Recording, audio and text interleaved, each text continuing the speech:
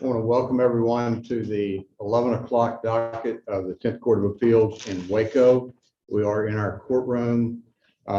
These proceedings are being live streamed to allow public access to the courts and during the pandemic, and they will be they're live streamed on a court YouTube channel. You can go on to the YouTube software and find that if you choose to review what happened here today. And the 11 o'clock docket is one case, Boyett versus State. Oh, check your cell phones, make sure then all are silent. Judge? Yes. Evidently no picture, no sound. Rick, check with Casey and because she had a picture earlier and I had the audio off and I have. Now it's all good. Now it's all good. Okay, we're good, Rick. Thank you. Okay, so we've got one case on the docket, Boyett versus State, 10-19-00209-CR. And I will take announcements. Are we ready to proceed? The appellant's ready, Your Honors. Thanks, Hardy. And could I have names, because we like to make sure that everybody is in our system. John Williford for the appellant. Okay, John, very nice to meet you. Thank you. Good to have you. Will Durham for the state, along with Stuart Hughes, and arguments will be made by Darian H.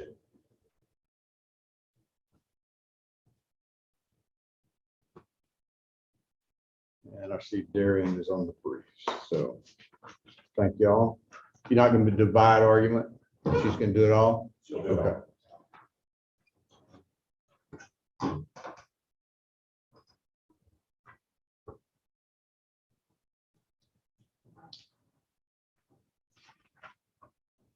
Mr. Williford, you may approach the lectern and proceed when ready. You'll have 20 minutes, 3 minutes warning, and you'll have 5 minutes of rebuttal.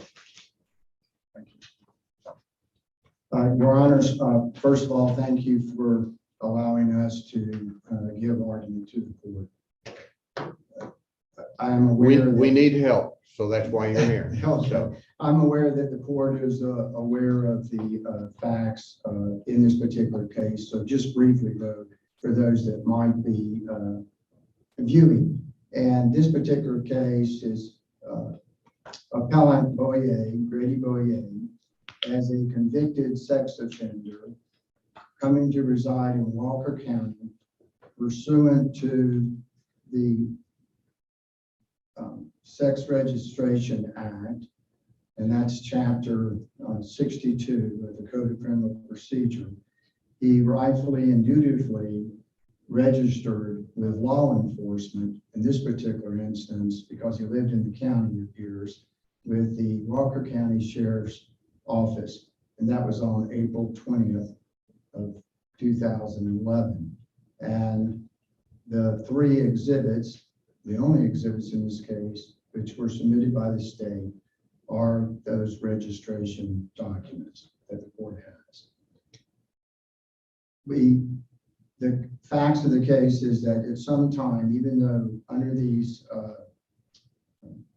requirements, and specifically state exhibits number 3 sets forth, which was acknowledged by appellant Boyett, basically sets forth every registration duty that a sex offender has under the Act. It has 11 specific paragraphs with captions, which basically the captions give notice of what is required of that person in that paragraph. For instance, you have registration, you have periodic visitation, you have change of address. I mention those because the evidence in this particular case gave rise and touched on those particular registration requirements. Could you go back to those registration? Periodic visitation, periodic verification of the registration and change of address. Okay, thank you. And those are in the act, and they are the first three paragraphs of State's Exhibit 3. And the final paragraph also is where that would be paragraph 12, is where Appellant Boyett acknowledged that violation of any of the requirements above can be a felony offense.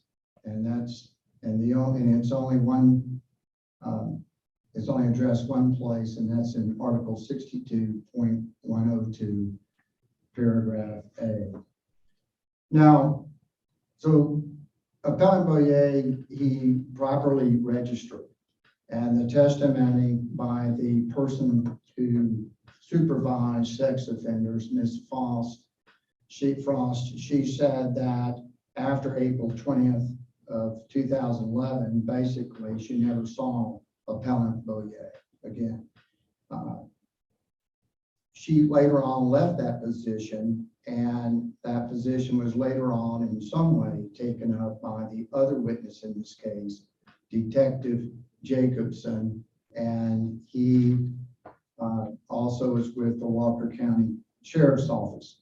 Now, he indicated that what gave rise to him looking into Mr. Boyett, or Appellant Boyett, was that he received a tip that Appellant Boyett may be living in New Orleans. So he checked the registration documents, and he testified at trial that the only thing in the file, or apparently the only thing he saw in the file, were the three exhibits that the court has in the appellate record. And this was March 8th, on or about March 8th of 2017. And he calls a warrant to be put out for Mr. Boyett. Subsequent to that warrant, Mr. Boyett was found in New Orleans and then brought to trial. Now, Mr. Boyett was charged with failing to register and in the indictment, and he was also, the jury was also charged that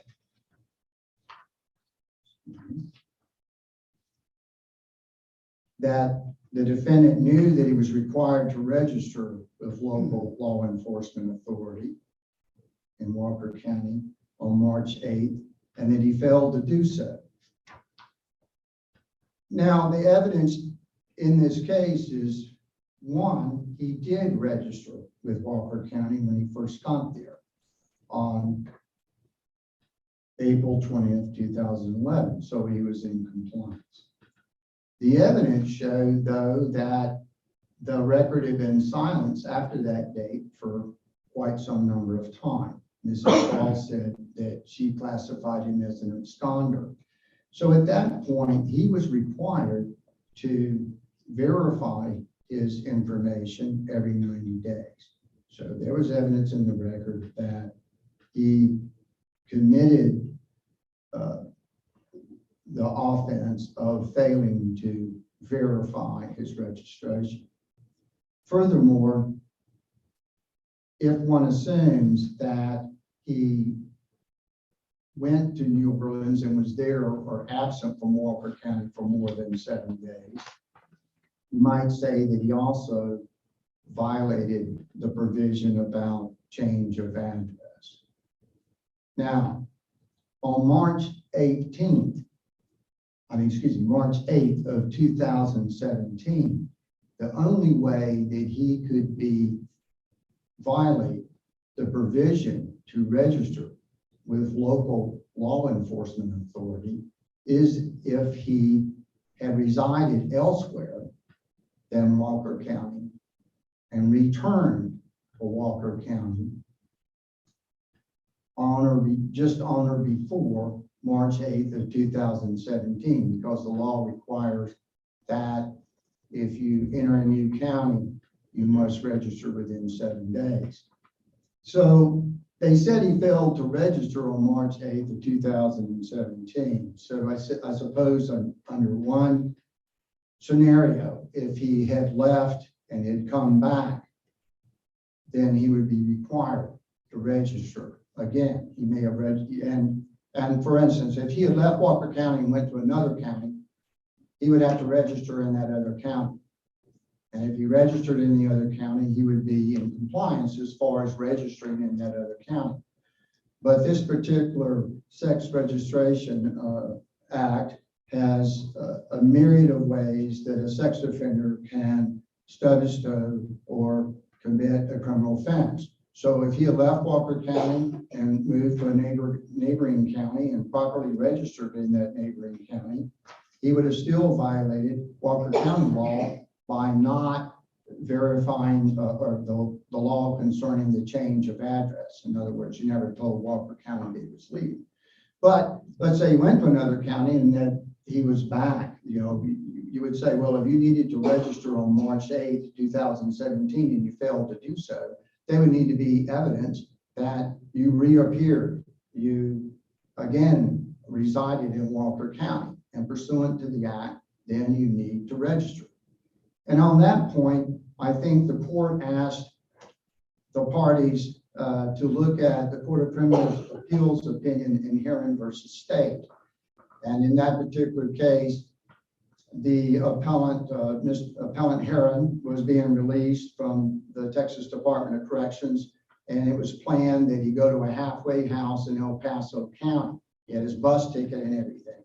And they told him where he had to go and what law enforcement agency he was supposed to register in. But Appellant Heron at the bus station decided to go elsewhere. He never went to El Paso County. He was not in El Paso County. And he went to a different county. And the Court of Criminal Appeals, he was nevertheless at the trial and appellate level, he was convicted of failing to register, failing to comply with the sex offender registration program, specifically failing to register in El Paso County. But the Court of Criminal Appeals pointed out, they said Appellant Heron, though, was never in El Paso County. So therefore, he never triggered that provision in the act to have to register in El Paso County.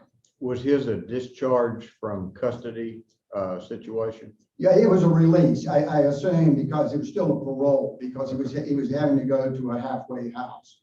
So they did say that, of course, when he went to this other county, he violated other provisions of the act.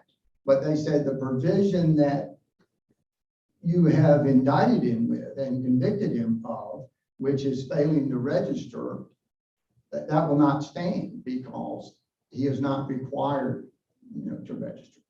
And the court cited the other case of the Court of Criminal Appeals, which is Young versus State. And in Young, the act, as far as whether it's discrete offenses which you can be convicted for each one of these paragraphs, was basically discussed by implication. In that particular case, the Appellant Young was indicted for failure to give notification of his change of address before moving and after moving. And the court said that the gravamen of that particular paragraph is to let law enforcement know that you've changed your address, and that it could be shown by either or. You could properly give notice that you're going to move, but then after you move, you have to give notice again. So in either or, you didn't have to do both. So in that particular case, the appellant was arguing that, that the evidence needed to show that in the conjunction that he failed before and he failed after.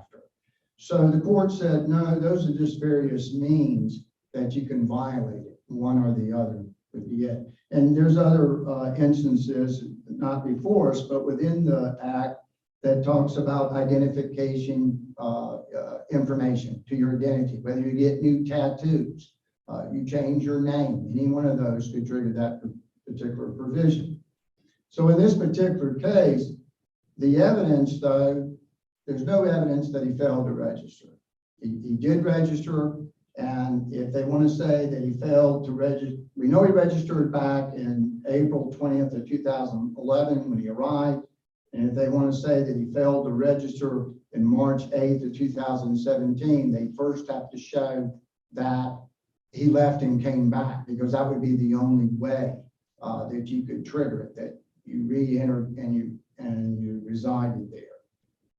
It's a material variance because one of the tests is, can you be prosecuted for that particular conduct again? So in this particular instance, the state is relying on that he did not verify his registration information every 90 days as he was required. That was shown. And he never informed Walker County that he was moving. So he violated that provision, change of address. But they're basically wanting to say that those two, I'm going to call them offenses, the commission of those two offenses, or those two instances of non-compliance, is basically the state's position. They're saying that we're basically charging him with failure to comply with registration duties. That's what they're trying to say. And that these 11 paragraphs are different means by which you can violate the registration program. However, the Court of Criminal Appeals has pointed out that, and as it says in the Act, you can be prosecuted for each one of these. So if this conviction is allowed to stand, the state could still come back and prosecute him for you didn't comply with change of address. They could come back and prosecute him for periodic verification of registration. So that's what makes it a material variance, Your Honors, is that they alleged the wrong non-compliance, which the court has said they've alleged the wrong crime in this instance. Where is the, to me, kind of two bookends of the duty on your part, or the defendant's part, to file a motion to quash to obtain better notice than just a violation of the umbrella statute, versus Malick on the other end that says we review evidence sufficiency under a hypothetically correct jury charge. And does that play into this variance analysis that you're arguing? Your Honor, I know exactly what you're addressing, and quite frankly, I thought that would be what I would be confronting when I originally was trying this case or appealed it. But the state specifically indicted and said that they didn't say he violated the sex registration program. They specifically, named a discrete offense, and that he failed to register with local enforcement authority within 7 days. So they specifically named the discrete portion. Now, They didn't identify it by statute number, but you back into that based on the allegation in the indictment. well, actually, the caption in the indictment, it does specify, the exact paragraph and sub-paragraph. It is in there. Okay. But also in the court's charge to the jury, they specifically named it. But So what you're saying is the indictment was not a problem. correct. The charge tracked the indictment. It's just that the proof at trial did not show that that statute was violated. Correct. And I think the court is correct if, we've read since Almanza, I know it's not in our briefs, but we're all familiar with Almanza, that the idea is just to give notice And if they had charged, and I don't think they can now that it has all these sub parts, but if they had just alleged that he violated the sexual convict registration program, then if I were to complain, I would have to have had a motion to quash for it. Right. And because in most of the times, we all know that with the discovery and all, we look at the entire trial and we say, well, it looks like you knew what they were talking about. But in this particular case, as I argued to the jury in final argument, I pointed out, I said that, what they've shown that, is failure to verify, failure to check, give notice of his change of address. Those may be subjects of a different day, a different prosecution, but that's not what we're looking at here today. Today, we're looking at specifically failure to register. So that would be the case for me. I was going to ask, it seems like in some of the Court of Appeals opinions, they've confused the language or interchanged between verification and registration. So sometimes you'll see verification referred to as re-registration. What's your take on that, and does that affect our analysis in this case? I agree, because I've accidentally, and even before the court today, stumbled and said periodic registrations instead of saying periodic verification of registration. No, I don't think so, because in this particular case, it was specifically addressed on the form. Ms. Frost said that he was to come in because of his degree of sexual offense, the underlying triggering offense. He was to come in every 90 days and verify. But here they specifically addressed failed to register within the 7 days of resigning. And my other inquiry I had was, how does the umbrella statute come into play here, and does that not save it somehow? Well, at first I thought it might, Your Honor, that that you have failed to carry out your registration duties, and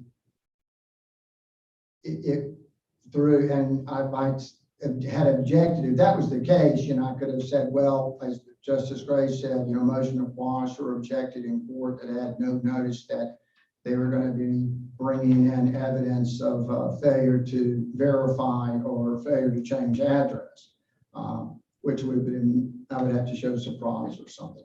But the legislature has provided that each one of these enumerated or highlighted paragraphs, each one you can be prosecuted on separately. So,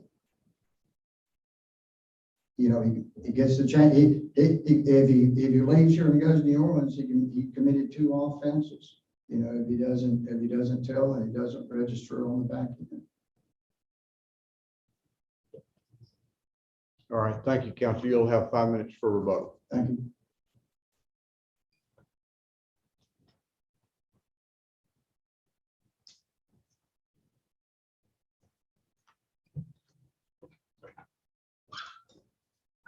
Counsel, you may proceed when ready. Thank you, Your Honors. May it please the court.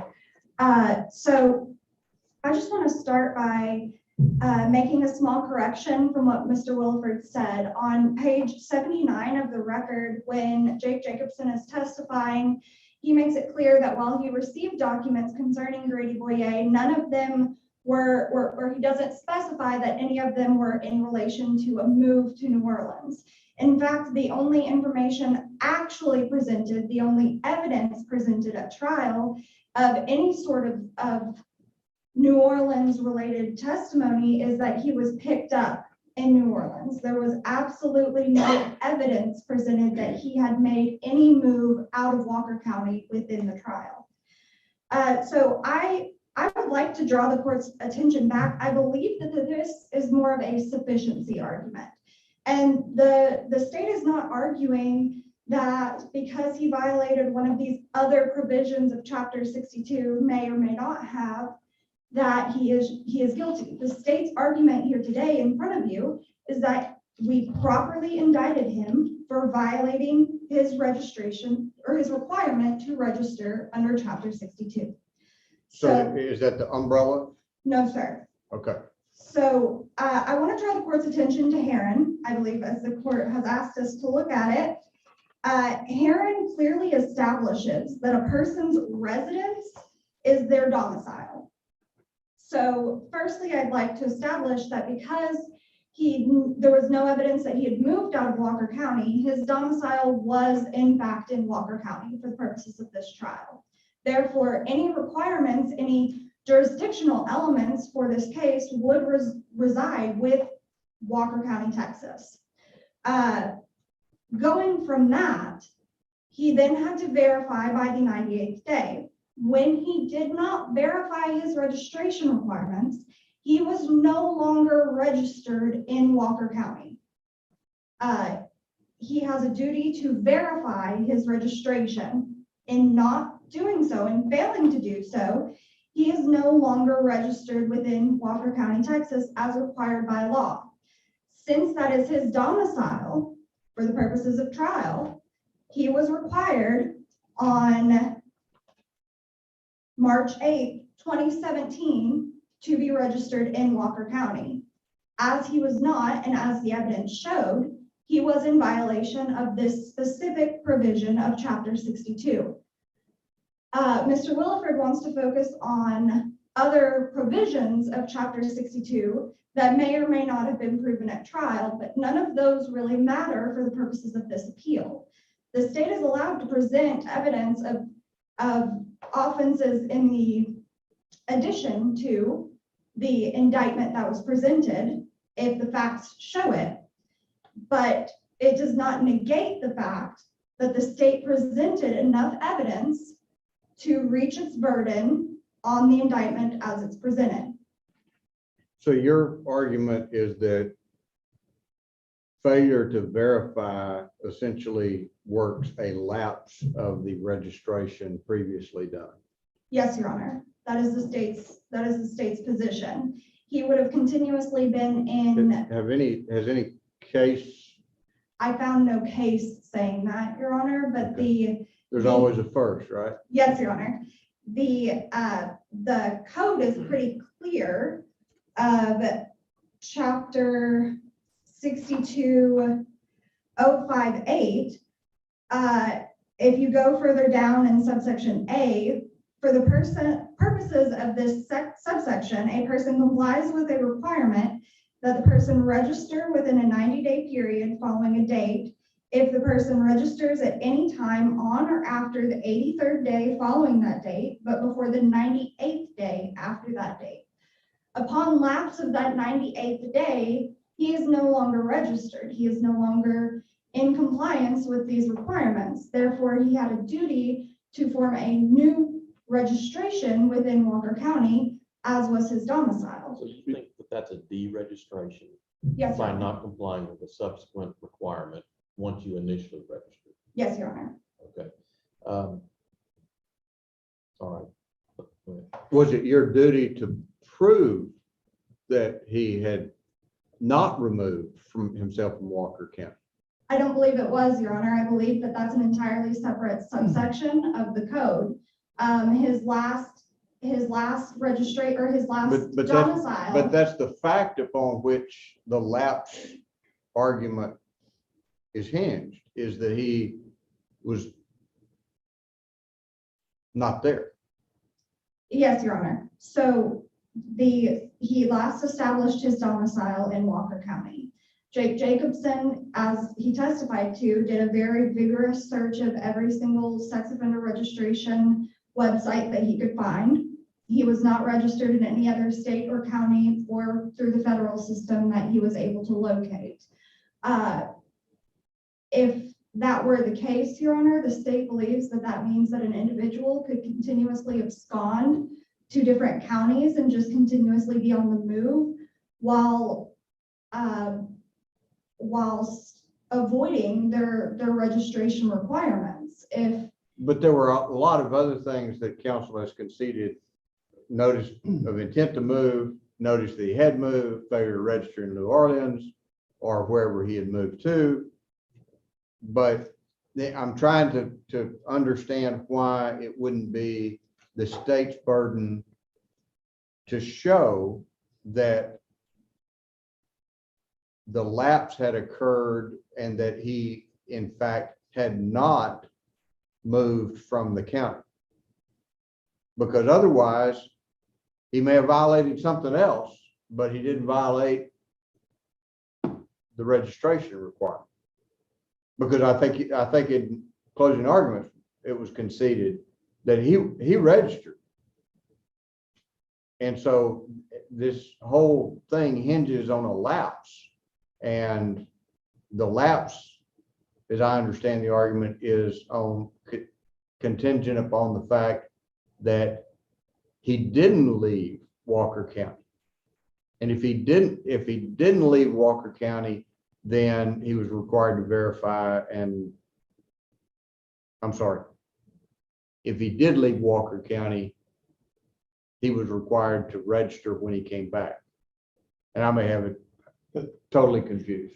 I don't mean to ask you a question, I'll direct it to her. Okay. Does the lapse argument turn upon whether he's there or not? I mean, does it matter? Or is it the fact that he's not filed his subsequent, call it verification, re-registration, 84 to 98 day paperwork? I think it's a little bit of both. I do agree that it is a re-registration. As I just read, they refer to it as register within that 83 to 98 day period. So it is an additional registration. However, once that registration passed, he was still domiciled within Walker County. And as the state proved, he was still domiciled within the state of, or within Walker County. Whether he then continuously went on the run and absconded to multiple or to New Orleans does not matter. At that point, he had a duty to register with Walker County. The change of address section, Article 62055, requires that they report the address change to the county that they, the enforcement authority. So in this case, they would have had to, he would have had to, I agree, notify of his intent to change to Walker County because that is the enforcement authority. That is where his domicile was. As the evidence proved, his domicile again was in Walker County. Therefore, he must register within Walker County. Could you go back over why you think his domicile remained in Walker County? Yes, Your Honor, I apologize. That's all right. I'm fixing to have some myself. Yes, Your Honor. Per Heron, the resides language, this is a direct quote, clearly envisions a person's physical presence and his establishment of a domicile. To have settled an abode for a time is what it goes on to say is having their residence. You have to have established a place of residence. As Ashley Frost testified, who was at the time the sex offender registrar, she had not only registered him for his original registration requirement, but had at least one other time done the verification paperwork with Mr. Boyett. Therefore, he had established a residence and established a domicile in Walker County.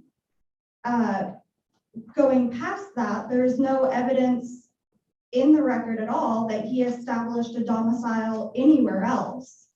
And since his only known domicile is within Walker County, he was required to register within Walker County and or notify Walker County of his change of address. So you don't think the fact that there was a tip that he was hanging out in New Orleans causes the presumption that the domicile has not changed to vanish?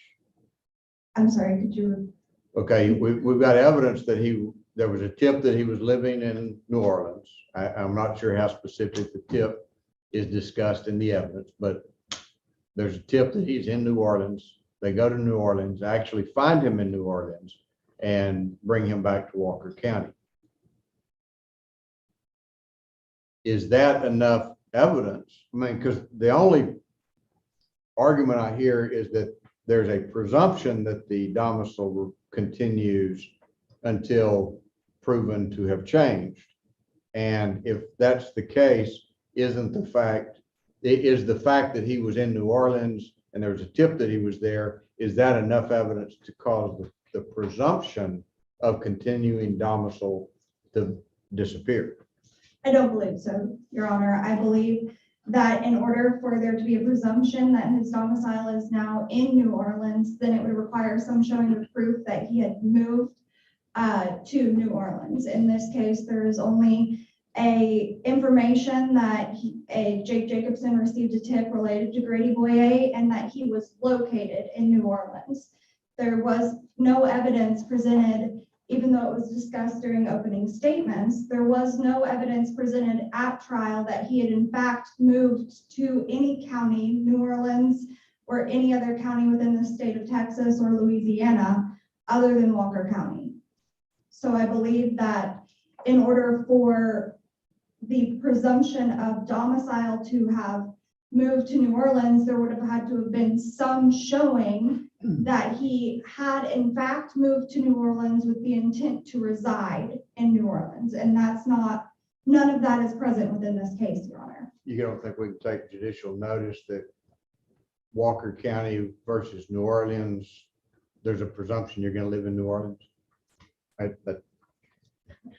Doesn't the whole structure though put the burden on the defendant or the registrant to check in, follow these updates, and keep the state apprised of where they are? Yes, Your Honor. It does. Was this the argument that you made in the trial court, that in fact that this was by failing to come in and verify that was a delisting of his registration and that he had to register again? Was that argument made? I believe during the trial, what I argued was that, like Justice Rose stated, that he was required to register every 90 days, and that because he had lapsed in that registration, he was no longer, or that was the, I apologize, that lapse was the failure to register as required. And I don't necessarily disagree with that argument, but I also believe that in lapsing as he did, he is now deregistered and therefore must make a new registration within Walker County. Once that time has lapsed, he can no longer verify his registration within Walker County. He would have to make a new registration completely. And as he did not do so, he violated those provisions of Chapter 62. And I want to make it clear, when I use the term registration, I think of it as the initial upfront signing up. And then verifications are come in, verify my address, verify things like that. But let's say, and you say that if you don't verify, then you're delisted, essentially. Well, what if you come in and you verify, but you don't accurately verify? Let's say you don't verify, your name may have changed, something else may have changed, something else you're supposed to do changes, and so you don't verify correctly. Is that a delisting? I don't believe so, Your Honor, because you have complied with at least a portion without going through the entire verification statute. You have complied with at least a portion of going in to verify within that 98 days that you have to verify your registration requirements. And in doing so, you at least made what one could argue is a good faith effort to comply with the law, whereas here, what we have is no effort whatsoever, as evidenced, to comply with the verification requirements, and upon doing so, he is no longer registered. Well, either way, they're not accurately, he's not accurately verified. Correct, Your Honor, but if he had inaccurately given his name, for example, that is a different subsection of Chapter 62, and it could be addressed in that section. What we have is a difference between a attempt to verify, where you could address it by either the change of address, change of name, any of those subsections of Chapter 62. And here we just have a complete failure to verify whatsoever, which means he is no longer registered within Walker County. that the same as saying we have a failure to re-register? Come back to the question I was asked, Mr. Wilbur. I mean, the statute itself uses re-registration. You're using the word verification. I'm trying to find something that gives me the definitive, is there a definitive difference statutorily or in case law between verification and re-registering? I don't know that I can answer that satisfactorily for you. I believe that the code itself says, as I stated earlier, it says that I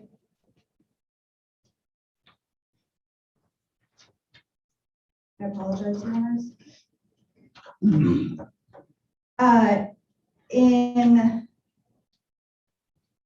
62058, while it is entitled Law Enforcement Verification of Registration, throughout the subsection A, it continuously says registration. A person must register within that 83rd to the 98th day. It continuously says register. So it is my position that it is a registration. However, even completely going further than that, as I stated, it's the state's position that once he no longer was verifying his registration, he is no longer registered and is then required to register again. Is the verification paperwork that is completed different from the initial registration paperwork?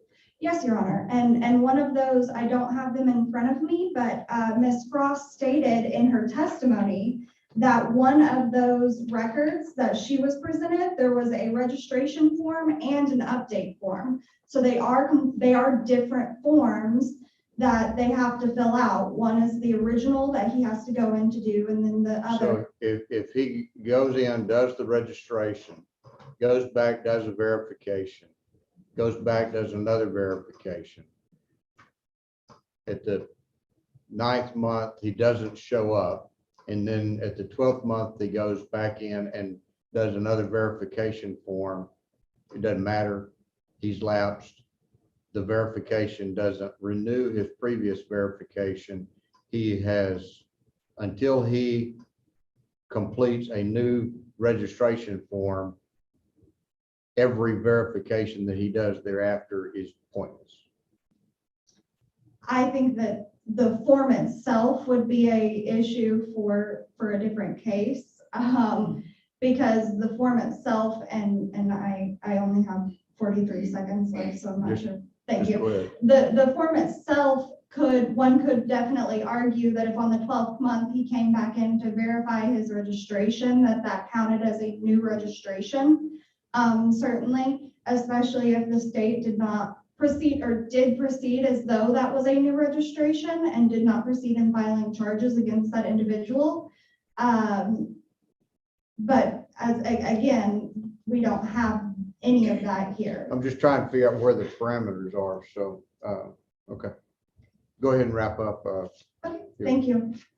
So just in summary, Your Honors, as I stated, it's the state's position that we proved the indictment. There was more than sufficient evidence for the jury to find guilt in this case.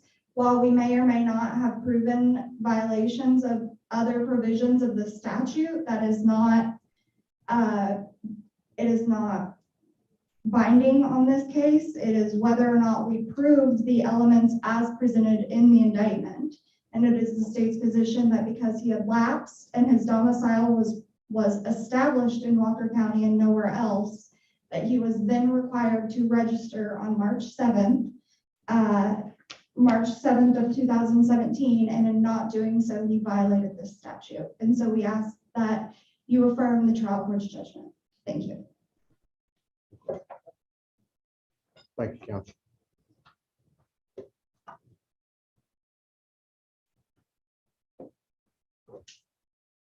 Your Honors, I think the record, to clear it up, the record, as far as permissible evidence, I objected to a lot of the evidence about the defendant being elsewhere.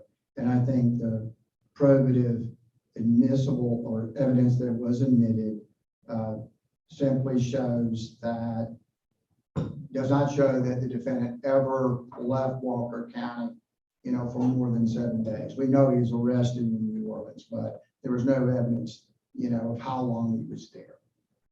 Well, that's the factual scenario that the state wants as well, as I understand it.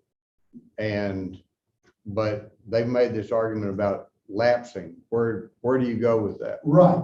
So what I'm saying is that, so I will limit it to, and here's the thing, this act, who does it apply to? First, the failure to comply with registration requirements. It says if the person is required to register, so that's who it applies to. So you look at that, applies to Mr. Boyett, and he fails to comply with any requirement, he's committed an offense. And so even though Mr. Boyett, if he came and registered initially, if it was later on determined, yes, you registered, but you know what? We found out that you took longer than 7 days. You were here 3 weeks before you registered. They could prosecute him for that failure to register. They could also, even if later on he complied with periodic verification. So he could be in full compliance with periodic verification. And later on it be discovered that he hadn't registered within 7 days. He had taken his sweet time, 2 or 3 weeks. They could prosecute him for that. So since he's subject to being prosecuted for each one of these delineated requirements, that is important. And the state has proved up that, and the evidence proved up that he failed to comply with periodic verification. That's what the state has proved up. They didn't, but they alleged that he failed to register within 7 days of being in Walker County. And the state is correct. There's no evidence that Mr. Boyett ever left the state the county of Walker and resided elsewhere. The record is silent on that. We surmise it, but truthfully, it shows that he always, as far as the record's concerned, he continued to reside in Walker County. So, and he had already registered, and they never showed that he had been living in Walker County for longer than 7 days and failed to register. So the only thing they showed was that he violated the periodic verification. And if he verified and he took longer than 90 days to verify, he came in on 100 days at one time, 90, 85, those could also be separate indictable offenses. And because of that, it's a material variance. But you think that when he missed a verification, it did not cause the registration that he had previously performed back in 2011, I believe it was. Correct. To vanish. No, and he could have been in compliance. And like I say, the reason I think my little suggestion is important, that he could have been verifying all the time, and then the person looking at it, as they knew more about Mr. Boyett in supervising him, might find out, you know what, you took longer than 7 days to register. It took 20 days to register. And so that would be the violation, not the. That would be the violation, and that would be, and he was indicted for failure to register, but there's no evidence that he failed to properly register within the 7 days. And they specifically mentioned the 7 days in the indictment and in the charge to the jury. So they have picked that discrete offense. Thank you. Thank you, counsel. This case is submitted. Y'all are excused. And at this time, I will terminate the